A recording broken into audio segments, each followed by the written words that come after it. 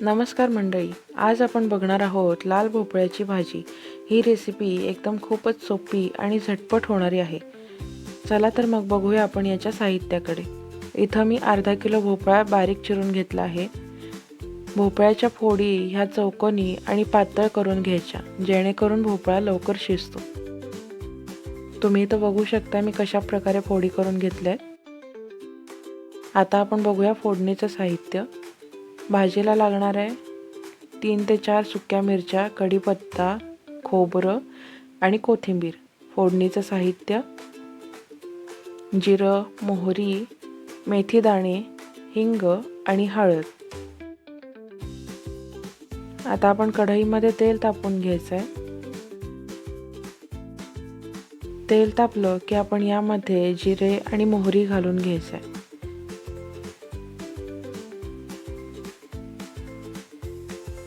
जिरे मोहरी तडतडले की इथं मेथी दाणे आपण घालून घ्यायचे आहेत। मेथी दाणे एक मोठा चमचा घालून घ्यायचा।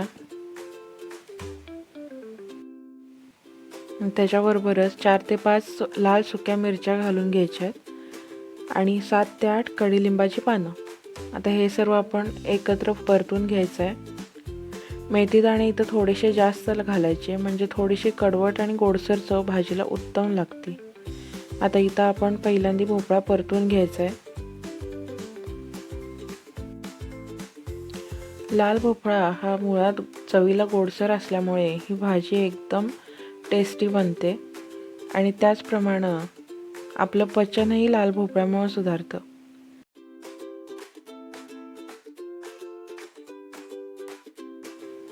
आता इथं मी मीठ घालून घेणार आहे।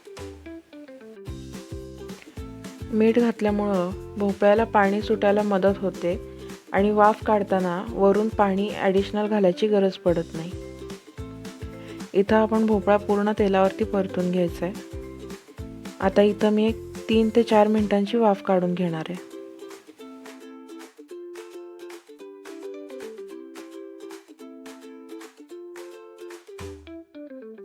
वाफ काढून झालेली आहे।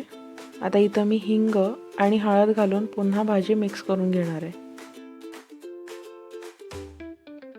भाजीचा रंग तुम्ही इथं बघू शकता किती सुंदर दिसतोय।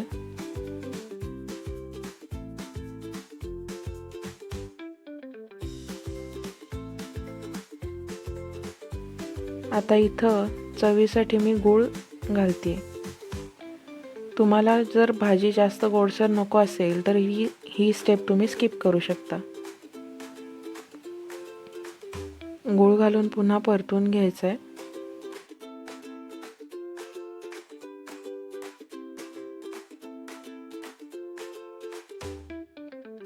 पुन्हा एक छोटीशी 2 मिनिटांची वाफ काढून घ्यायची। वाफ काढून झाली की भोपळा शिजलाय का नाही बघून त्यामध्ये खोबरं आणि कोथिंबीर घालून भाजी थोडीशी परतून घ्यायची।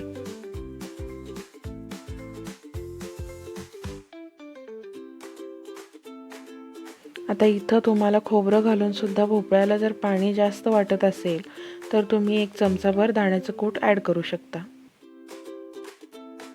तयार आहे आपली चमचमीत, झटपट आणि टेस्टी अशी बनणारी लाल भोपळ्याची भाजी। ही भाजी लहानांपासून मोठ्यांपर्यंत सगळे आवडीने खातात। ही लाल भोपळ्याची भाजी चवीला एकदम उत्तम लागते आणि त्याचप्रमाणे या लाल भोपळ्याचे शरीरासाठी पण भरपूर फायदे आहेत। ही भाजी तुम्ही अतिशय कमी वेळेत, कमी साहित्यामध्ये आणि झटपट बनवू शकता। ही रेसिपी तुम्हाला कशी वाटली हे मला कमेंटमध्ये नक्की सांगा। व्हिडिओला लाईक करा आणि चॅनलला सबस्क्राईब करा।